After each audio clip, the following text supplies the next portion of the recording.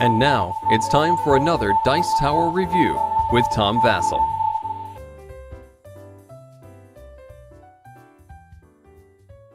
I love when people take a theme which is just begging to be made into a game and make a game out of it. And that is what has happened here with Ants for Queen and Colony.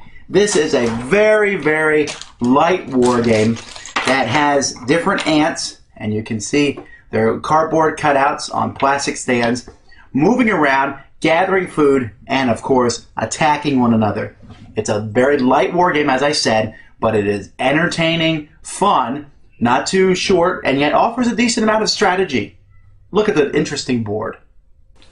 Here we see a 3-player game set up. You can play 2, 3, 4, 5, 6. 2 is probably too difficult. Not too difficult, but it might take a long time before you really get in each other's faces. 3 and 4 is great. 5 and 6 is a little crowded, but playable. But I'm starting to think 3 and 4 is the optimal way to play the game. Each player simply starts with a queen, surrounded by some stacks of food. You can see this food are these green interlocking chips, and they also start in some various places around the board. The first thing each player is going to do on their turn is to draw a park life card. Now, these park life cards are really a crucial part of the game. Sometimes you'll get lucky or unlucky, depending on what you want, and you'll draw a card like I just did that says all quiet. But for the most part, a card is going to say something like this: a living bug, jumpy cricket. And a bug is going to come on the board that is basically made out of food chips, and if a player wants to attack that bug, they're going to, if they want the food from that bug, they're going to have to attack the bug.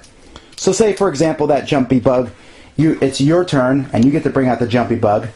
Each player starts with 3 of these cards that correspond to all the different locations on the board.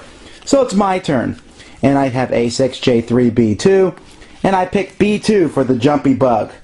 He comes out and lands here. He is a pile of food once he's killed.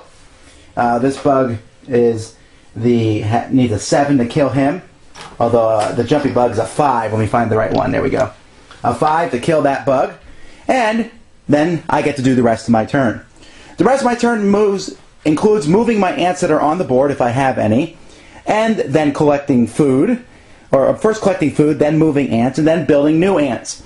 In the beginning of the game, you don't have anything else to do except build new ants. So you spend your food that you have here, and you can spend 2 to build sarge ants, and you can spend 1 to build work ants. And so you have your workers, your pez ants, and you can build those outside your place. And you also have sarge ants, which are mostly there just to attack other players. Now, when you're putting these bugs out, and when you move them, peasants can move 1 space. Sergeants can move 2. However, as you make your peasants, you're building a supply line, and so if you put out a new peasant, or even a new sergeant, they can move all the way down the end of that supply line, and then move 1 off. So that's a quick way to attack with your sergeant, is to move all the way down the line, and then move 2 spaces away from the end of the line. And you can move each ant once, so you can rearrange your lines on your turn. So let's say I've rearranged my line like this. At the beginning of my next turn, I am surrounding this pile of food with 3 peasants. So during my next turn, we are going to harvest 3 food from that pile, which is sent back home. And you're going to need to do that because you need food. Now, your sergeants are going to go around and try to kill these bugs here, and they'll do so by rolling a die, a special die that the sergeants have, which is an 8-sided die, which has a 0 on it, but also goes basically from 4 to 10 after that. Peasants have a smaller, weaker die that they'll use in defense. Sergeants can attack these bugs. Once the bug's killed, it simply becomes a pile of food. They can attack other sergeants, they can attack peasants, and if they can get to it, they can attack the queen. Combat's very simple. If it's a sergeant attacking another sergeant, or a sergeant attacking the queen, they both roll a red die. The higher die wins. If it's a sergeant attacking a peasant, the peasant rolls this blue die, which is not nearly as good. It only goes from 2 to 6, also has a 0 on it. But sometimes peasants are in the same area next to each other. They can defend themselves. They can roll multiple dice. But the game has a pretty interesting mechanic to take care of that. Their combined number, let's say for example here they roll a 6, 6 and a 5, that's 17. And the sergeant here has rolled an 8. They beat the sergeant, so they kill him. But he also kills every of those peasants with a number that's smaller than his number. So since they roll 6, 6, 5, all three of the numbers are smaller than 8, so all three of them would die. Mutual destruction. So you can use more peasants for defense if possible, but at the same time you got to be careful because you can lose more because of that. What I like best about the game is these initial food drops. Here you see there's a food drop. You're going to be dropping a sandwich, which is 4 chips, so you get a pile of 4 chips and you drop it. But if you maneuver these drops right, whenever a drop lands, it kills whatever's there. So let's say, for example, I have the B3 card. Here comes the food drop. Smash!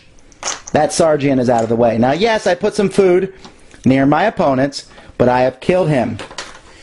If you run out of food, and sometimes food will become, well, scarce because of different things, the fountain in the middle of the board is unlimited food. You can always get food from getting that, but there is one of these Park Life cards which causes a flood, and every ant next to the fountain is dead.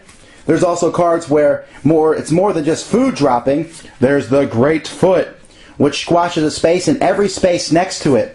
So what you need to do is, you only have 3 of these cards here, and they're random, but you need to keep strategic ones in your hand and wait till you get a food drop or something like the Great Foot, and you can really cause a lot of devastation amongst your opponents.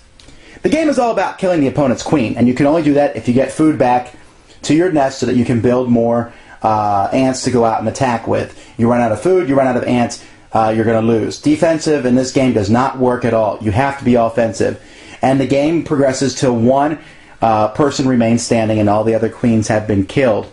Although in our group we've added a house rule that basically says once one queen ant has been killed, the game is over, because we're not real big fans of player elimination. But that person loses, and the person who killed the queen is the winner. I like ants. I like the artwork. I like the components.